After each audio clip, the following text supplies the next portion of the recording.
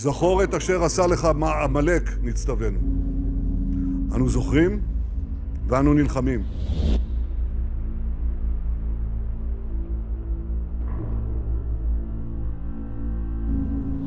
It's an entire nation out there that is responsible. It's not true. This rhetoric about civilians not aware, not involved, it's absolutely not true. אין חשמל, אין מזון, אין מים, אין דלק. הכל סגור. אנחנו נלחמים בחיות אדם ואנחנו נוהגים בהתאם.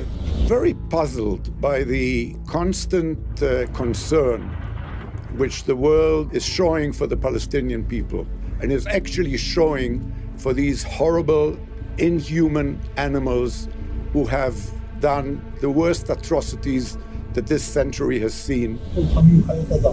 עזה לא תחזור להיות מה שהייתה וחמאס לא יהיה. חסל את הכל.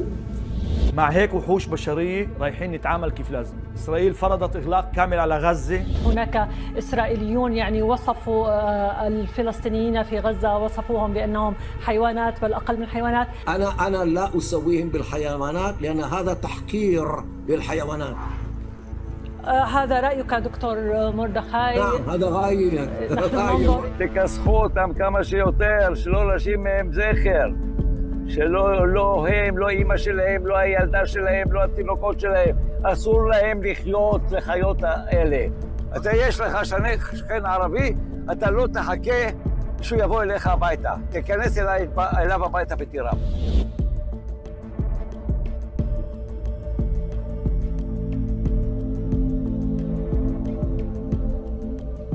תראה, לצורך לא, אתה חושב שאנחנו יכולים להרוג מאות אלפי פלסטינים ברצועת עזה והדבר הזה יעבור? תראה, עכשיו בתקשורת הזרה יוצאת הודעה בשם ישראל שמיליון פלסטינים כבר ירדו מדרום הרצועה דרומה, וכל מי שנשאר שם נחשב כמחבל.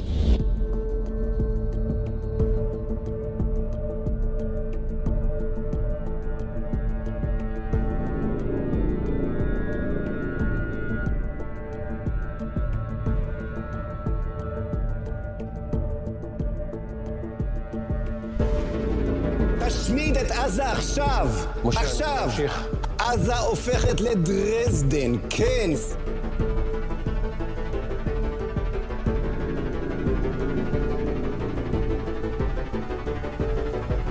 הארץ שלנו. כל הארץ.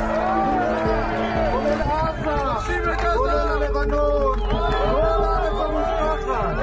אנחנו בוחרים את עזה.